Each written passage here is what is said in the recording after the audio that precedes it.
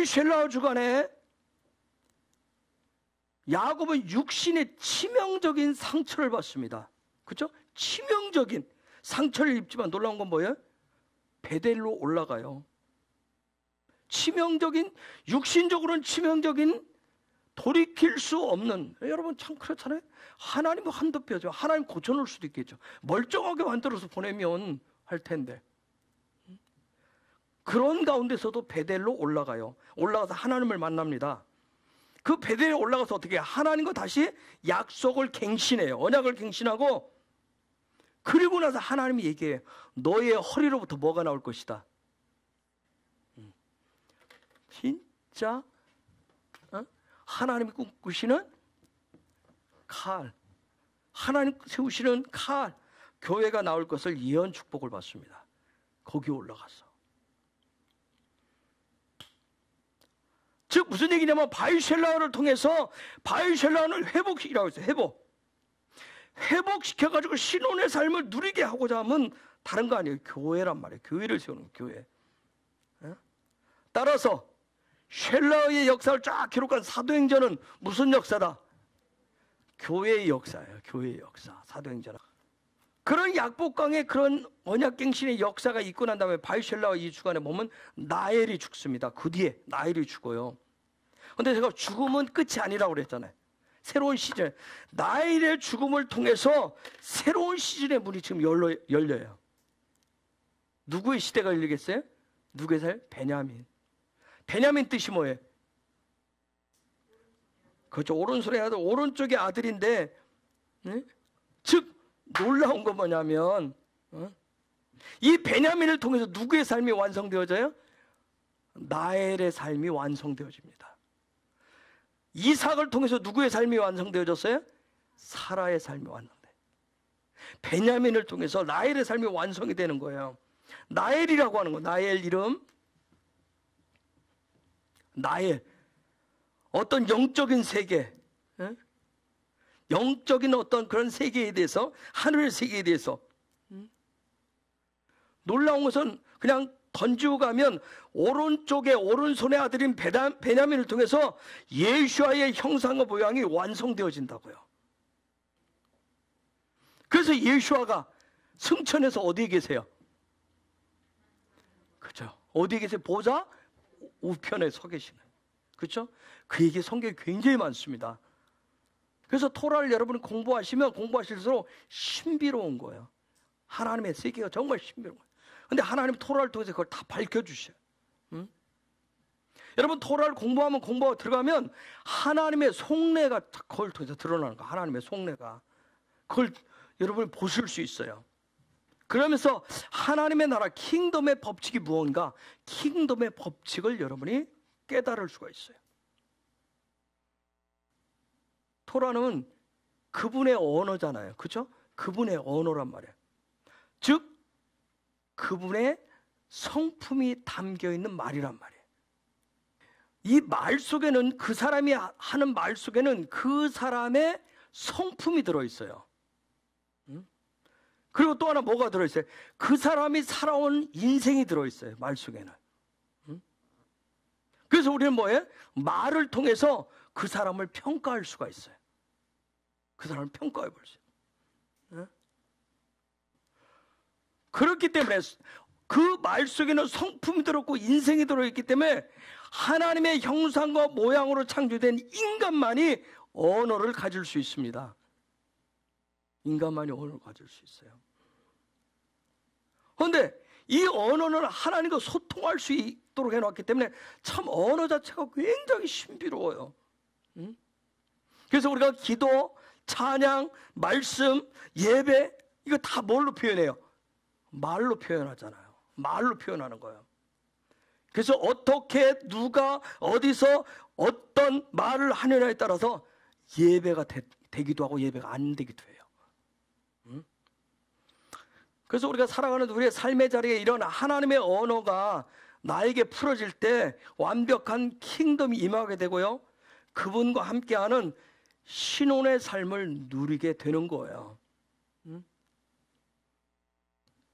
그래서 이 토라 훈련을 통해서, 토라 말씀을 통해서, 토라를 통해서 내 언어, 우리 각자가 가진 언어가 있어요. 언어 속에 성품이 들어있다 있어요. 내 삶이 들어있다고 했어요. 내 언어를 그분의 언어로, 그분의 성품으로 바꾸는 훈련을 하는 겁니다. 그래서 토라 하는 거예요. 그래서 내가 신랑 예수아와 그 놀라운 영원한 신혼의 삶을 사시려면 신랑이 원하는 그에 합당한 말을 해야 되는 거예요. 근데 바해죄를 하면 반드시 가장 고통스러운 일이 생긴다. 뭐가 생긴다? 무한하신 하나님의 손이 이제 들어오기 시작하는 거예요. 바해죄하면 하나님의 손이 들어와 가지고 드디어 나를 뭐 하는 거예요? 바이실라로 그분이 끌어당기십니다. 왜요? 왜 바이실라 나를 끌어당길까요? 왜 바이실라를 그 안에 내 인생을 집어넣으실까요? 바해죄 했으면 됐지. 20년 동안 거기 가서 라반의 집에 가서 다 했으면 됐지. 뭘 또 그 다음에 뭘 더 할 거라고 하나님이 개입하셔서 왜 또 바이실라 왜 집어넣어요? 그 얘기는 뭐예요? 아직도 나에게 해결될 것이 아직도 많기 때문에 그분이 쉘라화 시키는 거예요. 그래서 이번 주에 바이쉘라를 통해서 정말 교회의 본질이 뭔가를 정확하게 보여주는 거예요. 가르쳐 줍니다. 이름뿐인 라반 뭐라고 그랬어요? 이름만 가지고 있었어요. 성전이란 뜻을 가지고 있지만 이름뿐인 라반이 아니라 누구를 앞세워서 그곳에 가서 누구를 해서 이샤, 교회가 될 준비를 하는 그 이샤들을 세우고 이름뿐인 라반으로부터 바해죄한 야곱이 드디어 무슨 일을 해요? 쉘라 아들을 파송합니다. 자, 쉘라 파송하는 얘기를 좀 해볼게요. 창세기 32장 3절 시작. 야곱이 세일 땅 에돔들에 있는 형 에서에게로 자기보다 앞서 사자들을 보내며. 자, 야곱이 누구 보냈을까요? 에서에게 누구 보냈어요? 도대체 누구를 보냈느냐고, 누구를. 이래서 히브리어가 필요한 거예요. 히브리어 원어가 왜 도대체 사자들. 자, 저기에 누구를 보냐면 말라키, 사자 말라키, 사자들을 보냈어요. 이건 말라크라고 하는 단어에서 나왔는데, 말라크라고 하는 단어. 말라크는 뜻이 뭐냐면 사자, 천사, 메신저 그런 뜻이에요. 자, 보세요. 1절에 가보면 1절 앞에 시작. 야곱이 길을 가는데 하나님의 사자들이 그를 만난지라. 자, 저기에 하나님의 사자들, 저기에 사자들을 말라키라고 해요. 말라키. 하나님의 사자들, 천사들을 만났어요. 놀라운 것은 이 말라키가 구약 성경 제일 마지막 성경 이름 뭐예요? 말라키. 곧 하는데.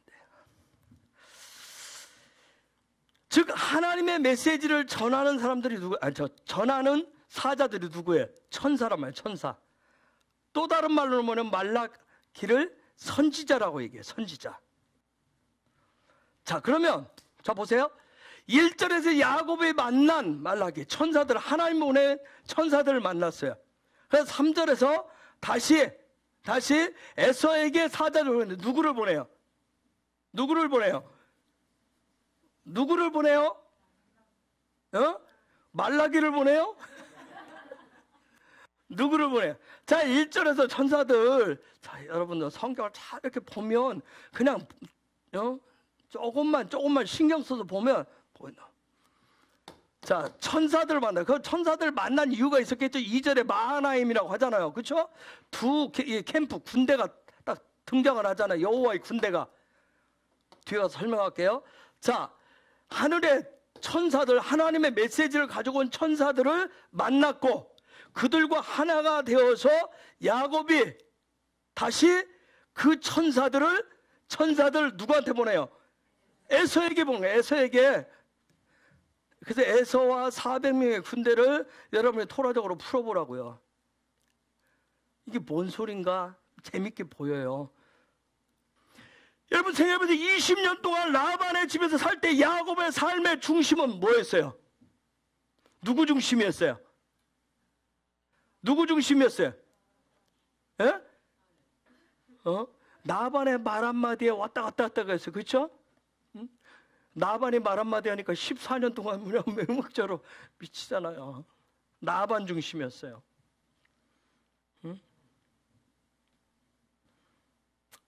그냥 나반이 제시하는 대로 뭐 했어요? 할라크 했단 말이야. 나반이 얘기하는 대로 할라크 했어요. 그랬는데 이제는 뭐예요? 야훼가 명령하시고 야훼께서 행하시는, 야훼가 함께하는, 드디어 야훼와 함께하는 할라크의 길이 열리기 시작한 거예요. 카프가 지나니까. 왜 집안에 나반의 말 한마디면 여러분이 세상으로 깨갱하죠? 방귀를 틀어도 가잖아요, 따라서. 이유 모르시겠어요? 내가 얘기하면 여러분 웃을 텐데. 웃을 준비되어 있어? 그거 웃고 있어요. 어린아이 같았단 말이에요. 마음 상태가 어린아이 같다는 건 순진무구하다는 차원이 아니라 나반의 말을 감당해낼 힘이 없는 거야.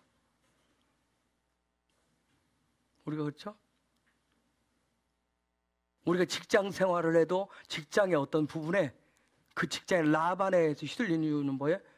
부당한 줄 알고 아닌 줄 알지만 내가 그걸 감당해낼 수가 없는 거예요. 어린아이인 거, 어린아이였어요. 어린아이. 즉 무슨 얘기냐면 라반의 말은 야곱에게 있어서는 절대적이었어요. 그래서 20년 동안 그 훈련을 한 거, 그 훈련을. 뒤에 나옵니다. 그래서 이 어린아이 그냥 나온 게 아니라 뒤에 제가 이따 근거를 대줄게요.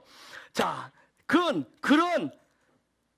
야곱이었는데 하나님이 지금 나가라 봐야지 하니까 이제는 영적으로 성장을 했단 말이에요. 영적으로 성숙해가지고 이전에는 20년 동안 누구가 제시하는 대로 라반이 제시하는, 이쪽으로 가라면 이쪽으로 가고 이쪽으로 가라면 이쪽으로 가고 이렇게 하라면 이렇게 하고 저렇게 하라고 라반이 길을 놓는 대로 양탄자를 깔아주는 대로 갔어요. 그런데 드디어 야곱이 영적으로 성장해서 드디어 누구의 길을 가면 자기의 길을 가기 시작해요. 야곱의 길을 가기 시작한 거예요.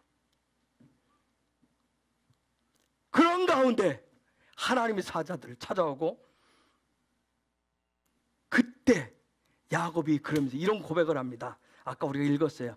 32장 9절 10절 다시 볼게요. 시작.